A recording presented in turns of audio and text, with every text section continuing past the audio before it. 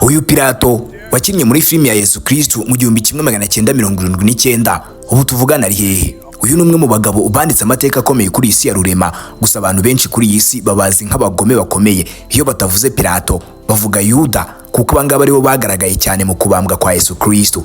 Ubu rero twatangiye urugendo rwo kuvuga ku bantu bagiye bagira uruhare muri iriya filimi. Uyu munsi tugeze kuri Pilato.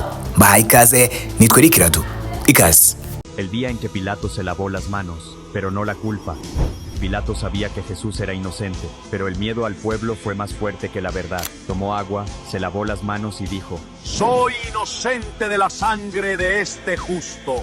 Pero el agua no limpia la conciencia. La culpa no se va con gestos públicos, ni con silencio cobarde, porque nadie puede lavarse las manos cuando decide ignorar la verdad. Comenta amén, si crees que la verdad siempre exige decisión. Uyu ni umugabo wo mu Bwongereza, nubwo ubusanzwe yakinye muri iriya filimi yitwa Pilato, ariko siyo mazina ye kuko amazina ye bwite yiswe n'ababyeyi ni Peter Bennett.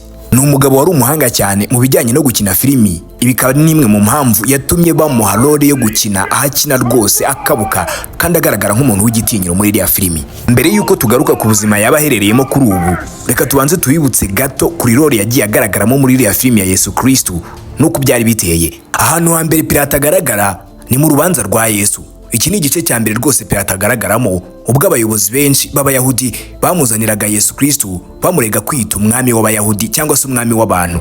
Icyo gihe ibyo yakoze, ahangaha niho Pilato amubaza ati waba uri umwami w'Abayahudi? Mbese Pilato yakinnye muri iki gice agaragaza ko atitaye cyane ku byo Yesu yari ari kuregwaho, ahubwo we yitaye ku kuri. Pilato kandi yagaragaye muri iyi filimi yohereza Yesu kwa Herode. Mu buryo bwo kugira ngo yikureho iki kibazo yabonaga cyamusumbirije cyangwa se kimugoye, yahisemo kumwohereza kwa Herode ngo ari ugikemura. Pilato kandi yagaragaye ahantu ha gatatu mu gihe cy'itamo ry'ugomba kubambwa hagati ya Yesu ndetse n'igisambo Baraba bari bari kumwe ku musaraba.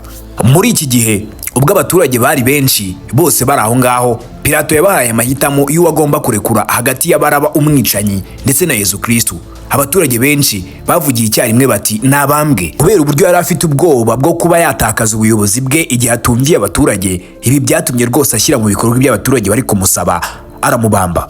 Pilato yagaragaye muri iyi filimi kandi akaraba intoki, aho yavugaga ko amaraso y'uwo nguwo amaze kwica agomba kuyabarira ku Bayahudi kubera ko aribo batumye amwica. Mbese yakarabye intoki mu buryo bwo kwiyeza, agaragaza ko nta cyaha kimuriho ahubwo agikarabye imbere y'abantu. Ikindi gice cya nyuma yagaragayemo muri iyi filimi ni igihe yatangaga amabwiriza yo kwandika ku musaraba ubwo Yesu Kristo bari bamaze kumubamba. Ahangaha bahanditse amagambo y'impine agira ati INLI, byavugaga ngo Yesu w'i Nazareti, umwami w'Abayahudi. Gusa muri iki gihe abayobozi benshi bamusabaga guhindura ibyo yanditse, ariko arangara ababwira ati icyo nanditse nacyanditse. None ni gute Peter Bennett yisanze ari ugomba kubamba cyangwa kubambisha Yesu muri iyi filimi?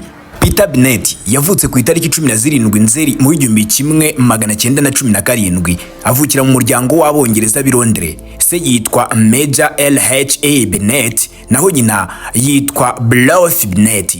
Kuba se yari afite ipeti rya majoro mu gisirikare bishobora kuba ari nabyo byatumye uyu mugabo ari umuntu wari ufite ijwi neza yakuye kuri se, ijwi rikanganye ndetse n'igitinyiro. Uyu mugabo yari afite isura isa naho rwose ikangitse kandi isura ibereye kuba umuyobozi w'abandi bantu. Uyu wakinnye ari Pilato, Peter Bennett, yashakanye n'umugore we witwa Elise Bennett ndetse barabanye kandi babana igihe kirekire. Gusa abana babo babyaranye ntago bigeze bifuza ko bajya mu bitangazamakuru. Nta numwe wigeze umenya amazina y'abana babo kandi rwose aba bombi barabastari. Twavuze ko bimwe mu byatumye bamuhitamo harimo no kuba Peter Bennett yari yarabyize mu bwana bwe akiga ibintu bya filming cyangwa se acting. Ariko uyu mugabo hashize imyaka 10 iyi filimi yiwe ayikiniye cyangwa se filimi ya Yesu Kristo yaje kwitaba Imana, arapfa. Apfa iyi filimi itaranakwirakwira ku isi hose, itarahindurwa mu ndimi 2000 nk'uko yabihinduwemo. Ku itariki 28 Ukuboza mu 1989 i Londres mu gihugu cy'Ubwongereza nibwo uyu mugabo yitabye Imana. Ntago bigeze batangaza niba ari indwara idasanzwe cyangwa se wenda impanuka yamwishe. Raporo nyinshi zagiye zigaragaza ko uyu mugabo ashobora kuba yazize ubusaza kubera ko yapfuye afite imyaka igera kuri 72. Murumva ko yari ariyeho.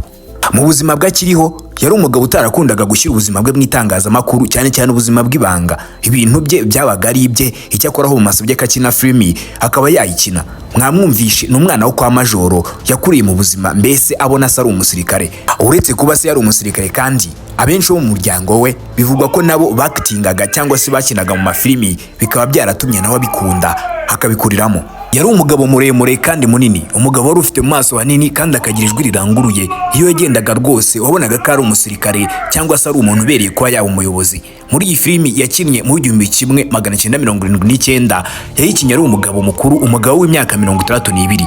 Murumva ko yari akuze cyane. Gusa uyu Peter Binet ntabwo ariyo filimi ya mbere yari yakinnye, kuko yatangiye kugaragara mu mafilimi mu ntambara ya kabiri y'isi mu 1936. Ahangaha kimwe n'abandi basore bose bari mu kigero kimwe, bari abakinnyi bakomeye muri filimi mu gihugu cy'Ubwongereza. Mwibuke na Brian Deacon wakinnye ari Yesu, nawe akomoka muri iki gihugu cy'Ubwongereza, kandi mwabonye uburyo ari umukinnyi w'umuhanga. Gusa uyu Brian Deacon we kuri iki gihe aracyahumeka umwuka w'abazima. Kuri iyi si abenshi iyo babonye umuntu w'umugome, umuntu ugira ubugome cyane, bashobora kumuhimba amazina nka Pilato cyangwa se Yuda. Mu by'ukuri wumva ko Pilato yasize izina ribi ku isi, izina ry'ubugome, kubera ko yagize uruhare mu ibambwa rya Yesu Kristo. Gusa iyo urebye uburyo yabikoragamo wabonaga ko atabikoze kubera ubushake bwe, ahubwo yabikoze kubera ubushake bw'abaturage bamuhataga kuri icyo gihe. Ubwo ndavuga muri filimi. Nuko rero nubwo buzima bwa Pilato ubu yamaze kwitaba Imana kandi ashize igihe kinini apfuye, tuzahura mu biganiro by'ubutaha mwatubwiye undi dushobora kuzavugaho. Imana ibahe umugisha.